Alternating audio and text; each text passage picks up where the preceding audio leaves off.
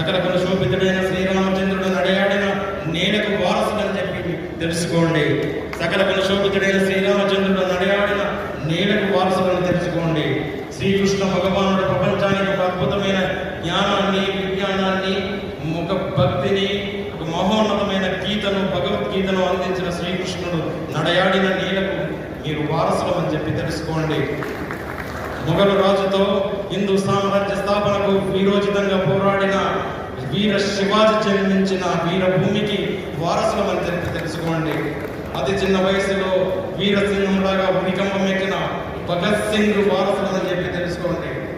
అర్ధరాత్రి స్వతంత్రం ఇవ్వకపోతే ఏ ఒక ఆంగ్లేయుడు ఈ భారతదేశం నుంచి ప్రాణాలతో బయటపడడం అనేంత గుబులు రేపించిన నేతాజీ సుభాష్ చంద్రబోస్ పుట్టిన గడ్డకు వారసులని చెప్పి మీరు మర్చిపోకండి. అంతేకాదు, కాలం తన